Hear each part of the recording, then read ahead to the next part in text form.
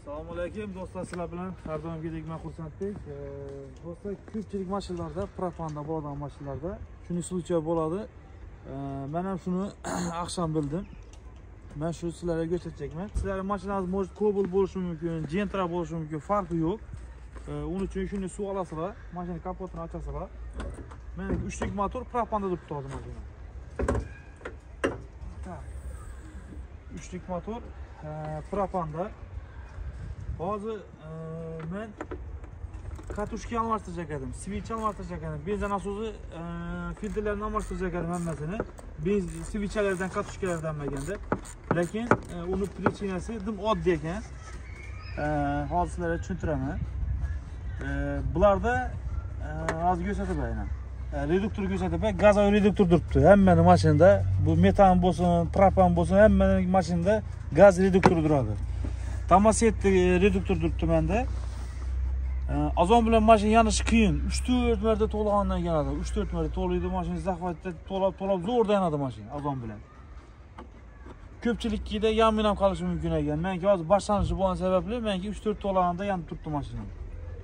Buning случае как будто benzin nasos odam mashinada benzin nasos ketganning holatda. Lekin benzin nasos, switch, katushka ko'p odam har xil deb aytish mumkin prichinasini. Так. Açamiz. Так. Yine do'stlar, ko'rsatib akka telefonni. 3 lik motor, qaranglar. Yana reduktor, temasetli reduktor turibdi menda. Hozir reduktordan chiqib filtr bo'yna. Monogarozovoy filtr, ko'p almashtiradigan filtrdan chiqadigan datchik положение. Yine bu datchiki bor shunning. Hamma mashinalarda datchiki bo'yna. Yine ko'rgan bo'lsangiz, datchiki bor. Tak, shu datchikdan kollektorga ketgan. Может kollektor ko'pchilikki arantrapdan do'shilishi mumkin, tendan do'shilishi mumkin, har xildan do'shilishi mumkin, lekin обязательно kollektorga keladi shu narsa. Yine gaz kelib turibdi kollektorga. Bu yerdan gaz chiqarmaslik kerak bu narsa. Agar gaz chiqaradigan bo'lsa, sizlar mashina yanmaydi. Tak, ina shudan gaz chiqarmaslik kerak. Sababini aytaman. O'rtachasini aytganda bagati semest deydi. Bir azonadan gaz yangilanib turadi, kollektor ichida gaz yangilanib turadi. Sizlar kilti azon bilan 4-pokoleniya-ku. Benzinda yanadi qo'yib bizaki. Mashina to'laysizlar, ham benzin ham gazda turgandan keyin mashina sasat bo'ladidan yanmaydi. Mashina вообще yanmaydi. Ko'pchilik masalan o'ylashi mumkin, benzin nasos ketdi, liba katushkalar ketgan, switch ketganda bo'lishi mumkin. Yo'q, buni prichinasini oddiy, bir stakan suv olasizlar. Har qanday tekshirsa bo'ladi. Iloji boricha gaz balonni ilib qo'yib, azonda yaqsanizlar mashinangiz normal yonishi mumkin. Men gaz balloni ilib vaqt ketirib o'tirmamdan oddiy usulni topdim buni, qaranglar. Alasizlar. Mana shuni ko'rib diqqatsizlar.